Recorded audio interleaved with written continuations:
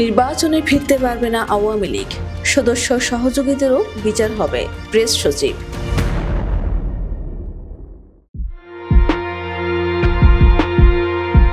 আগামী নির্বাচনে আওয়ামী লীগ অংশগ্রহণ করার গুঞ্জন থাকলেও দলটি ফিরতে পারবে না বলে জানিয়েছেন অন্তর্বর্তী সরকারের প্রধান উপদেষ্টার প্রেস সচিব শফিকুল আলম।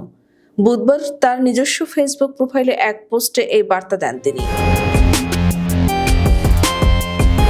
ফেসবুক পোস্টে প্রেস সচিব উল্লেখ করেন, গণহত্যা সমর্থনকারী আওয়ামী লীগের সমর্থকরা ভ্রান্তিতে আছেন যে দেশ নির্বাচনের দিকে ফিরে গেলে তারা রাজনৈতিক প্রক্রিয়ায় ফিরতে পারবেন, কিন্তু মানবতাবিরোধী অপরাধের দায় স্বীকার না করলে এবং খুন ও গুমের সঙ্গে জড়িত ব্যক্তিদের নির্মূল না করা পর্যন্ত এটি সম্ভব না।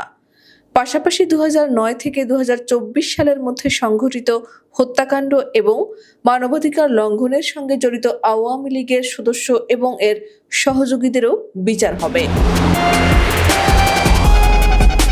শফিকুল আলম বলেন, আন্তর্জাতিক অধিকার গোষ্ঠীগুলো স্পষ্টভাবে দেখিয়েছে জুলাই আগস্টে নিরস্ত্র শান্তিপূর্ণ বিক্ষোভকারীদের উপর কিভাবে নির্মমভাবে হত্যাযজ্ঞ চালিয়েছে।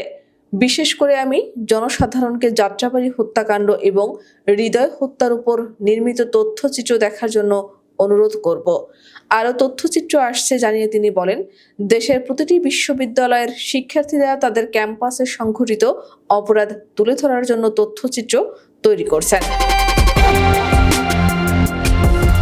সাম্প্রতিক মাসগুলোতে বিভিন্ন বিদেশি কূটনীতিক এবং কর্মকর্তাদের সঙ্গে সাক্ষাৎ হয়েছে জানিয়ে তিনি আরও লিখেছেন, তারা খুব কমই সমঝোতার বিষয়ে আহ্বান জানিয়েছেন। তারাও বুঝতে পেরেছেন যে অপরাধীরা যদি তাদের অপরাধ স্বীকার না করে তাহলে কিভাবে সমঝোতার আহ্বান জানানো যায়, বরং তারা সংস্কার এবং দেশের প্রতিষ্ঠানগুলোকে ঠিক করার বিষয়ে বেশি সমর্থন জানিয়েছেন। বছর বছর আওয়ামী লীগের সমর্থকরা 1974 সালের দুর্ভিক্ষ, রক্ষী বাহিনীর হত্যাকাণ্ড এবং শেখ মুজিবের একদলীয় শাসনের স্মৃতি মুছে ফেলতে চেষ্টা চালিয়ে গেছে বলেও স্ট্যাটাসে অভিযোগ করেন শফিকুল আলম। এ বিষয়ে তিনি আরও জানান, বর্তমান প্রজন্ম এবার জেগে উঠেছে এবং তারা স্বৈর শাসনের প্রতিটি মানবাধিকার লঙ্ঘনের বিষয়ে সজাগ রয়েছে। তাদের প্রচেষ্টা প্রতিদিন পুরনো স্মৃতিকে সতেজ করছে। আওয়ামী লীগের কর্মকাণ্ড যুক্তরাজ্যের রাজনীতিকেও নাড়া দিয়েছে উল্লেখ করে প্রেস সচিব লিখেছেন, বিশ্ব আওয়ামী লীগের ভয়াবহ অপরাধের জন্য জেগে উঠেছে। তবু আওয়ামী লীগের সমর্থকরা চুপ নেই। তবে মনে হচ্ছে বিশ্ব এগিয়ে গেছে এবং বাংলাদেশ একটি নতুন সূচনার অপেক্ষায় রয়েছে।